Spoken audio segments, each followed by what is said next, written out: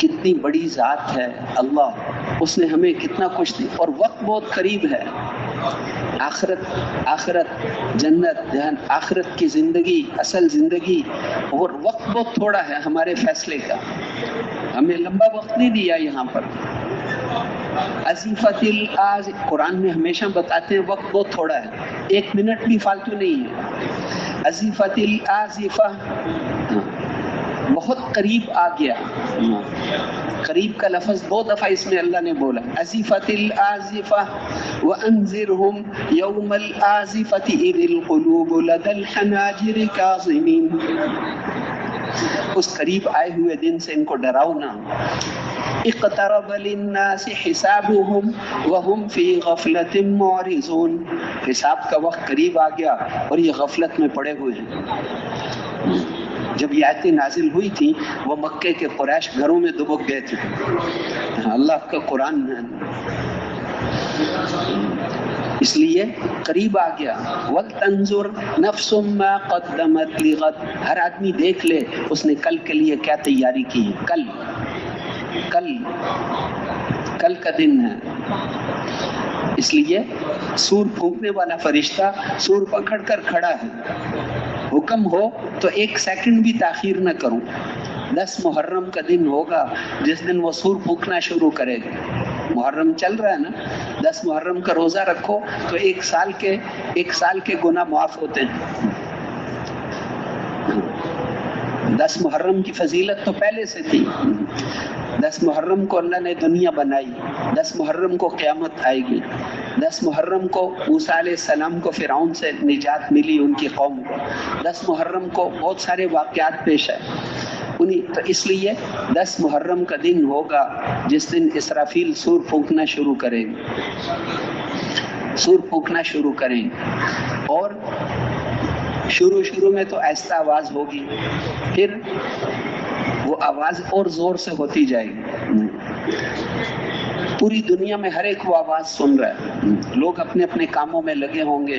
اونٹ والا اس کی خدمت، بازار والا، تاجر، زمیندار، پوری دنیا کے انسان. ایمان والے ختم ہو چکے ہیں. پھر اور زور سے پھونکے. اب لوگ گھروں سے بھاگیں گے. گھر یوں ہل رہے ہیں، اب ہمارے اوپر گر جائیں گے. لوگ باہر بھاگ جائیں گے. وَإِذَا الْعِشَارُ عُطِّلَتْ. 10 ماہ گابن اونٹنی بھی جو عربوں کے نزدیک بہت قیمتی چیز تھی، اس کو بھی کوئی نہیں پوچھے گا. سورج بے نور ہو جائے گا. ستارے اذا الشمس كورت واذا النجوم انكدرت واذا الجبال سيرت واذا العشار عطلت واذا الوحوش حشرت واذا البحار سجرت. اور زور سے پھونکے گا. پہلے تو سب کے دل پھٹ جائیں گے، ساری مخلوق مر جائے گی. پھر اور زور سے پھونکے گا، یہ سمندروں کو آگ لگ جائے گی، سارے سمندروں کو آگ لگ جائے گی. پھر اور زور سے پھونکے گا، پہاڑ روئی کے گالوں کی طرح اڑیں گے. پھر اور زور سے پھونکے گا، آسمان ٹوٹ کر گر جائے گا. اور زور سے پھر کرتے اللہ جل شانہ اسرائیل سے پوچھیں گے کون باقی رہ گیا ہے. وہ کہیں گے عرش کے اٹھانے والے فرشتے اور یہ 4 بڑے فرشتے. عرش کے اٹھانے والوں کی بھی روح نکال دو، ان کی بھی روح نکال دو. اب کون باقی ہے کہ یہ 4 ہیں کہ جبرائیل کی بھی روح نکال دو. جبرائیل پر بھی موت آئے گی.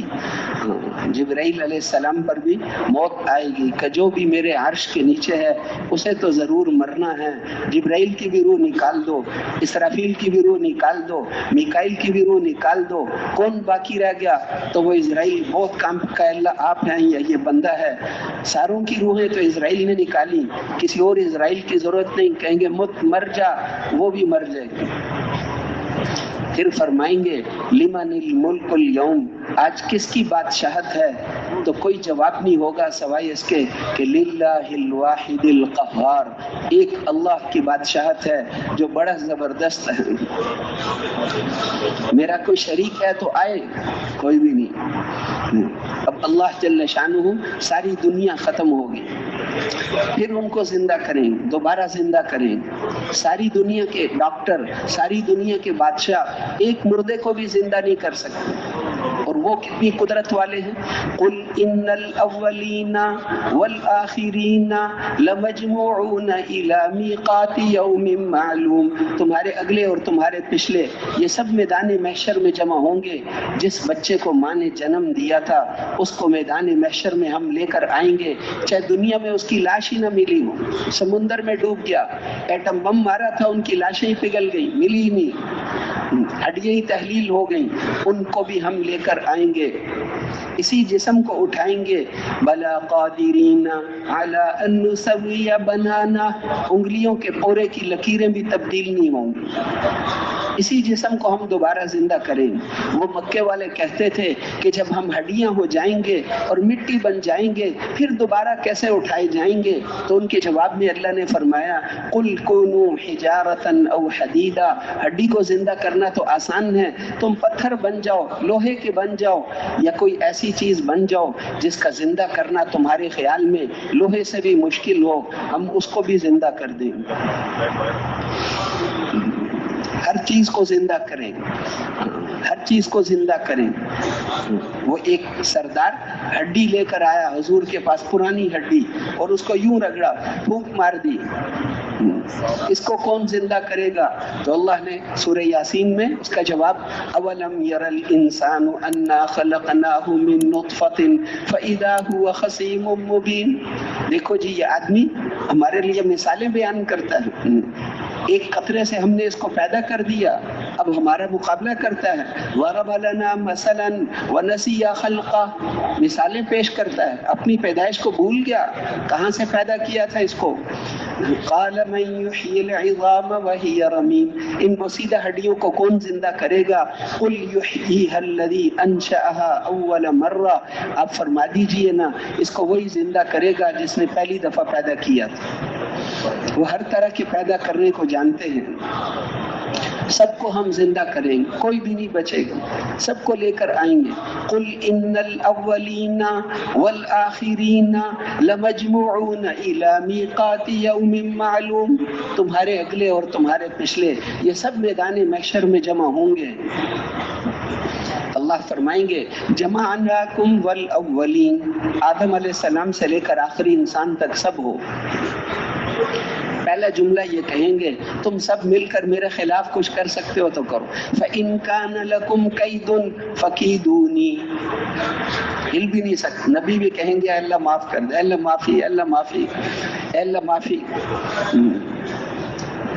پھر تو اس لیے اللہ جل شانہ پوری دنیا کا حساب آدھے دن میں لے کر فارغ. جنت والوں کو اس دن ان کا قیلولہ اور دوپہر کا کھانا جنت میں ہوگا. اصحاب الجنت یومئذ خیر مستقرا واحسن مقیلا، ان کے قیلولے کی بڑی زبردست جگہ ہوگی، ایسی نہیں ہوگی.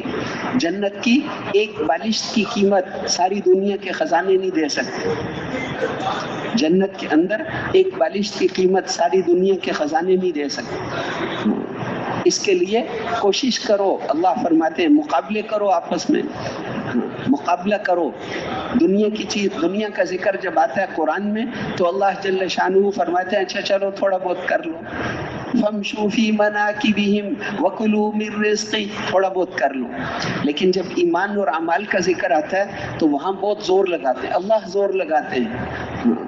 وسارعوا الى مغفرة من ربكم وجنة عرضها السماوات والارض، ایک دوسرے سے مقابلے کرو، ایک دوسرے سے مقابلے کرو اپنے رب کو راضی کرنے میں، اس کی بخشش کو تلاش کرنے میں، اور اس جنت کے لینے میں جس کی چوڑائی بھی زمین و آسمانوں سے زیادہ ہے. 7 آسمان زمین ایک دوسرے سے ملا دیں تو جنت کی چوڑائی اس سے زیادہ ہے، لمبائی تو زیادہ ہوتی ہے. پھر اس جنت کے لیے ایک دوسرے سے مقابلے کرو.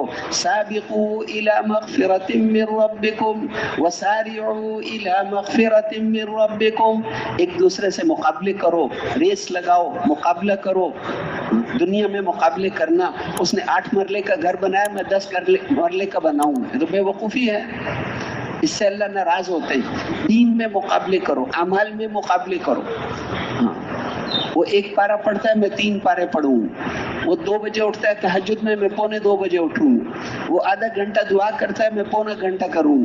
مقابلے کرو، ایک دوسرے سے مقابلے کرو اپنے رب کو راضی کرنے میں۔ فاستبقوا الخیرات، اور کہیں فرمایا کہ وفی ذلک فلیتنافس المتنافسون، ایک دوسرے سے مقابلہ کرنے والے یہاں مقابلہ کر کے دکھائیں۔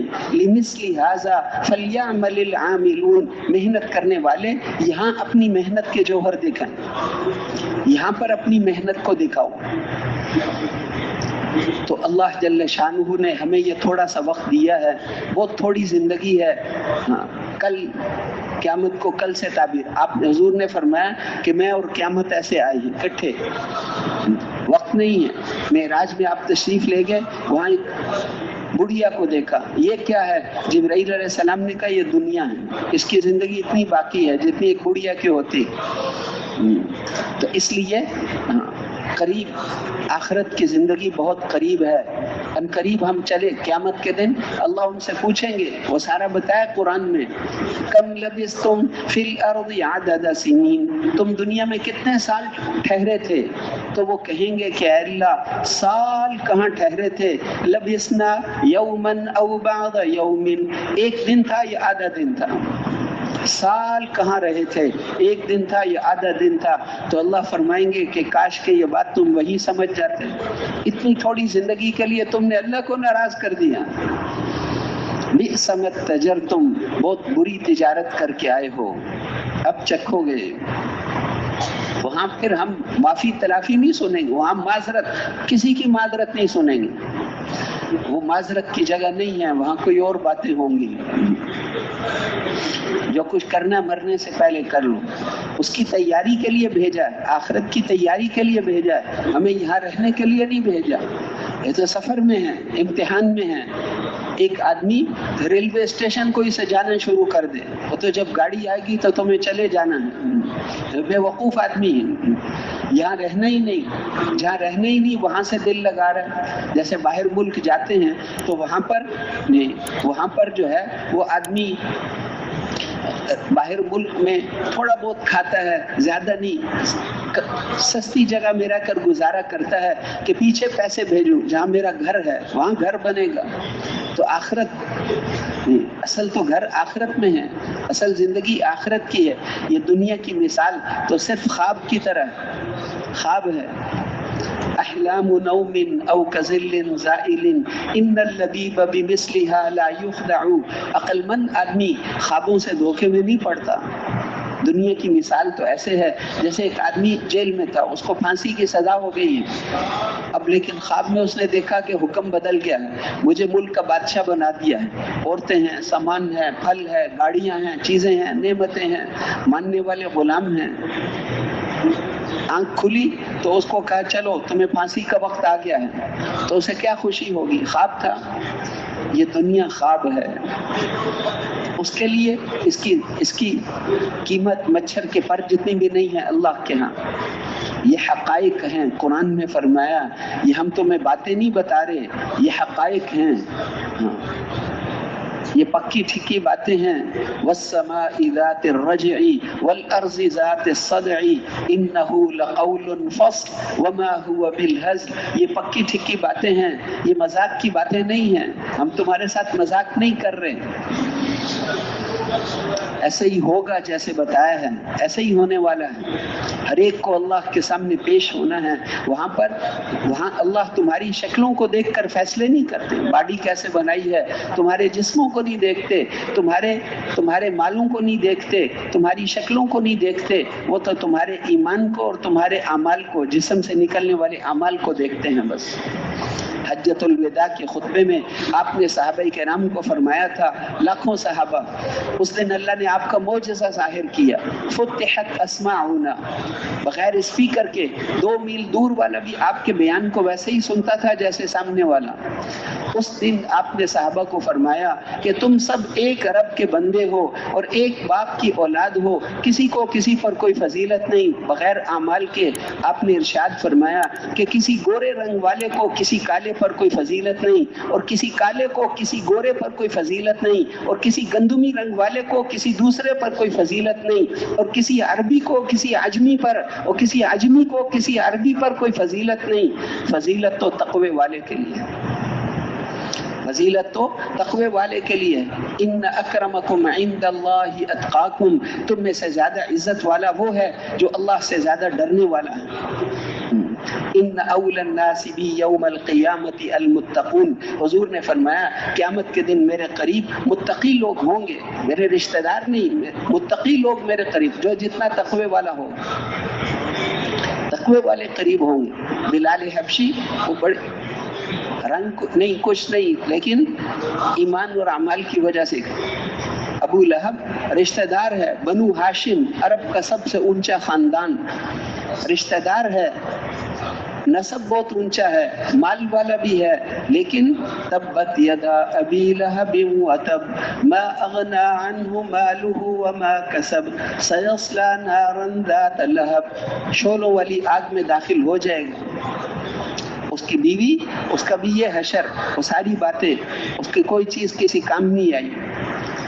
اللہ شکلوں کو نہیں دیکھتے، رشتہ داریوں۔ یہ یہودی جو ہیں یہ نبیوں کی اولاد تھے، ان کی نسل میں اوپر ہزاروں نبی گزرے ہیں، تھوڑے سے نہیں، ہزاروں نبی، لیکن جب نافرمان ہو گئے تو اللہ نے ان کو فرمایا کہ میری لعنت ہے تمہارے اوپر، میری لعنت ہے۔